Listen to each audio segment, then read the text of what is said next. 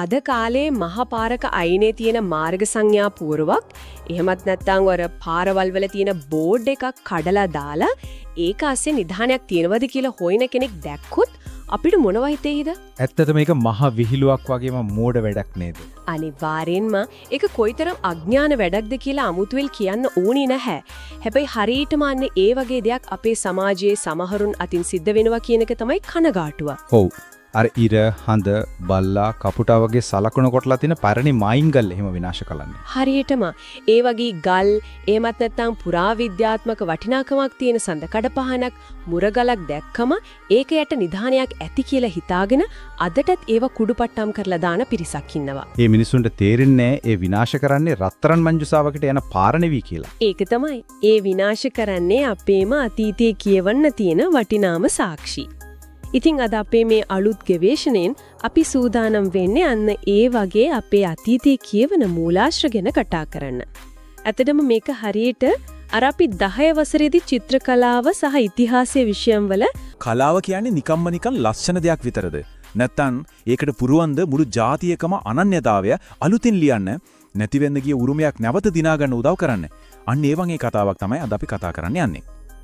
හොඳයි, එහෙනම් අපි මේ කතාවට ඇතුල් වෙමු.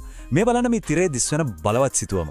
මේක දැක්කව හිතට යන ප්‍රශ්නේ තමයි ඇත්තටම එකම එක සිතුවමකට පුළුවන්ද මුළු ජාතියකම කතාව කියන්න. අන්න ඒ ප්‍රශ්නේ තමයි අද අපේ කතාවේ හරය වෙන්නේ.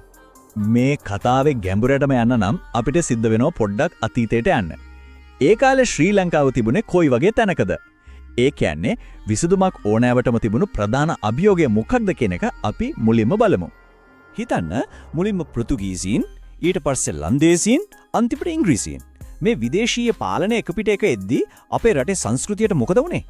ඒකේ ලොකු වෙනසක් සිද්ධ වුණා. ඇත්තටම මේ බලපෑම රටේ හැම අස්සක් මුල්ලකටම වගේ දැනෙන්න ගත්තා.